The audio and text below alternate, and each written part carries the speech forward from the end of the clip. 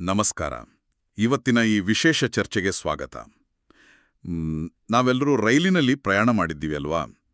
ಕಿಟಕಿಯಿಂದ ಹೊರಗೆ ನೋಡಿದಾಗ ಮರಗಳು, ಆಮೇಲೆ ಎಲೆಕ್ಟ್ರಿಕ್ ಕಂಬಗಳು ಹಿಂದಕ್ಕೆ ವೇಗವಾಗಿ ಓಡ್ತಿರೋ ಹಾಗೆ ಕಾಣುತ್ತೆ. ಹೌದು, ಖಂಡಿತ. ಆದ್ರೆ ಆ ಮರಗಳು ನಿಜವಾಗ್ಲೂ ಓಡ್ತಿರುತ್ತಾ? ಇಲ್ಲ ಅಲ್ವಾ? ಮರಗಳು ಅಲ್ಲೇ ಇರುತ್ತೆ, ಆದರೆ ನಮ್ಮ ರೈಲು ಮುಂದಕ್ಕೆ ಹೋಗ್ತಾ ಇರುತ್ತೆ. ನಾವೆಲ್ಲರೂ ಪ್ರತಿದಿನ ನೋಡುವ ಹಗಲು ಮತ್ತು ರಾತ್ರಿಯ ಹಿಂದೆಯೂ ಇದೇ ಥರದ ಒಂದು ಮ್ಯಾಜಿಕ್ ಇದೆ. ನಿಜ. ರೈಲು ಹೇಗೆ ಚಲಿಸುತ್ತೋ ಅದೇ ರೀತಿ ನಮ್ಮ ಭೂಮಿ ಕೂಡ ಯಾವಾಗ್ಲೂ ಚಲಿಸ್ತಲೇ ಇರುತ್ತೆ. ನೀವೆಲ್ಲ ಆಡೋ ಬುಗುರಿ ನೋಡಿದಿರಲ್ಲ? ಓ, ಬುಗುರಿ! ಹೌದು. ಅದೇ ರೀತಿ ಭೂಮಿ ಕೂಡ ಒಂದು ದೊಡ್ಡ ಬುಗುರಿ ತರ ತನ್ನ ಸುತ್ತ ತಾನೇ ತಿರುಗ್ತಿರುತ್ತೆ. ವಿಜ್ಞಾನದಲ್ಲಿ ಇದಕ್ಕೆ ರೋಟೇಷನ್ ಅಂತ ಕರೀತಾರೆ. ರೊಟೇಷನ್. ಆದ್ರೆ ಬುಗುರಿ ಮಧ್ಯದಲ್ಲಿ ಒಂದು ಮೊಳೆ ಇರುತ್ತೆ. ಹಾಗಾದ್ರೆ ಭೂಮಿಯನ್ನ ಅಗೆದುಕೊಂಡು ಹೋದರೆ ಮಧ್ಯದಲ್ಲಿ ಯಾವ್ದಾದ್ರೂ ಕಂಬ ಸಿಗುತ್ತಾ? ಅರೆ ಇಲ್ಲ, ಅದು ಕೇವಲ ಒಂದು ಕಾಲ್ಪನಿಕ ರೇಖೆ ಅಷ್ಟೇ. ಅದಕ್ಕೆ ಆಕ್ಸಿಸ್ ಆಫ್ ರೊಟೇಷನ್ ಅಂತ ಹೇಳ್ತಾರೆ. ಓಹೋ, ಆಕ್ಸಿಸ್ ಆಫ್ ರೊಟೇಷನ್. ಹೌದು. ಈ ರೇಖೆ ಭೂಮಿಯ ಮೇಲ್ಭಾಗದಿಂದ ಕೆಳಭಾಗದವರೆಗೆ ಹಾದುಹೋಗುತ್ತೆ. ಆ ಮೇಲಿನ ತುದಿಗೆ ಜಿಯೋಗ್ರಾಫಿಕ್ ನಾರ್ತ್ ಪೋಲ್ ಅಂತಾರೆ ಮತ್ತು ಕೆಳಗಿನ ತುದಿಗೆ ಜಿಯೋಗ್ರಾಫಿಕ್ ಸೌತ್ ಪೋಲ್ ಅಂತ ಕರೀತಾರೆ. ಸರಿ. ಹಾಗಾದ್ರೆ ಭೂಮಿಯ ಮಧ್ಯದಲ್ಲೂ ಕೂಡ ಒಂದು ರೇಖೆ ಇದೆಯಲ್ಲ? ಹೌದು. ಆ ಸರಿಯಾಗಿ ಮಧ್ಯದಲ್ಲಿರೋ ಕಾಲ್ಪನಿಕ ವೃತ್ತಕ್ಕೆ ಈಕ್ವೇಟರ್ ಅಂತ ಹೆಸರು. ವಾವ್! ಹಾಗಾದ್ರೆ ಈ ಭೂಮಿ ಯಾವ ದಿಕ್ಕಿನಲ್ಲಿ ತಿರುಗುತ್ತೆ? ನಮ್ಮ ಭೂಮಿ ಯಾವಾಗ್ಲೂ ವೆಸ್ಟ್ ಟು ಈಸ್ಟ್ ಅಂದ್ರೆ ಪಶ್ಚಿಮದಿಂದ ಪೂರ್ವಕ್ಕೆ ತಿರುಗುತ್ತೆ. West to East. ಸರಿ. ಮೇಲಿಂದ ನೋಡಿದಾಗ ಇದು ಆಂಟಿ ಕ್ಲಾಕ್ವೈಸ್ ದಿಕ್ಕಿನಲ್ಲಿ ತಿರುಗೋ ಹಾಗೆ ಕಾಣುತ್ತೆ. ಅಂದ್ರೆ ಗಡಿಯಾರದ ಮುಳ್ಳು ತಿರುಗೋ ಉಲ್ಟಾ ದಿಕ್ಕು. ಓಹೋ.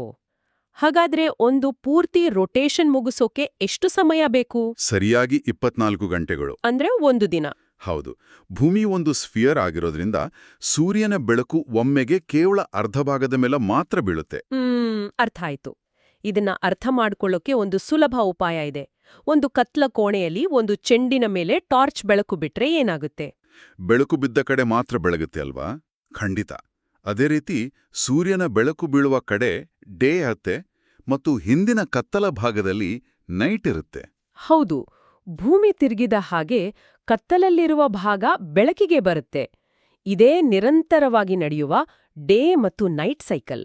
ಆದ್ರೆ ನನ್ಗೊಂದು ಡೌಟ್ ಇದೆ. ಕೇಳಿ. ಭೂಮಿ ವೆಸ್ಟ್ ಟು ಈಸ್ಟ್ ತಿರುಗುತ್ತಿದ್ರೆ ನಮ್ಗೆ ದಿನ ಬೆಳಿಗ್ಗೆ ಸೂರ್ಯನೇ ನಮ್ಮ ಕಡೆಗೆ ಬಂದ ಹಾಗೆ ಯಾಕನ್ಸುತ್ತೆ? ಒಳ್ಳೆ ಪ್ರಶ್ನೆ. ಇದಕ್ಕೆ ಕಾರಣ ಆಪರೆಂಟ್ ಮೋಷನ್. ಆಪರೆಂಟ್ ಮೋಷನ್ ಅಂದ್ರೆ ಏನು? ದೊಡ್ಡ ಭ್ರಮೆ ಅಂತ ಹೇಳ್ಬೋದು. ನಾವು ಕೂಡ ತಿರುಗುತ್ತಿರುವ ಭೂಮಿಯ ಮೇಲೆ ಇರೋದ್ರಿಂದ ನಾವೇ ಸ್ಥಿರವಾಗಿದ್ದೇವೆ ಮತ್ತು ಬೇರೆ ಎಲ್ಲವೂ ಚಲಿಸ್ತಿದೆ ಅಂತ ನಮ್ಗೆ ಅನ್ಸುತ್ತೆ. ಓಹೋ, ಅಂದ್ರೆ ಸೂರ್ಯ, ಚಂದ್ರ, ನಕ್ಷತ್ರಗಳು ಆಕಾಶದಲ್ಲಿ ಓಡ್ತಿಲ್ಲ, ನಾವೇ ಅವುಗಳನ್ನ ದಾಟ್ಹೋಗ್ತಾ ಇದೀವ? 100% ನಿಜ.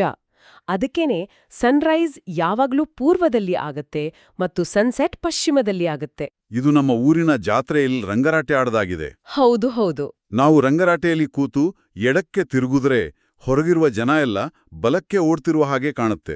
ಸರಿಯಾಗಿ ಹೇಳ್ರಿ. ಇದನ್ನೇ ಅಪ್ಯಾರೆಂಟ್ ಮೋಷನ್ ಅಂತ ಕರೆಯೋದು. ವಾವ್!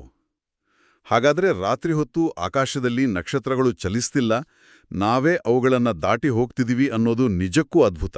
ಖಂಡಿತ. ರೊಟೇಷನ್ ಇರ್ಬೋದು, ಅಪ್ಯಾರೆಂಟ್ ಮೋಷನ್ ಇರ್ಬೋದು, ಇವೆಲ್ಲವೂ ನಾವು ದಿನಾ ನೋಡುವ ವಿಜ್ಞಾನ. ನಿಜ.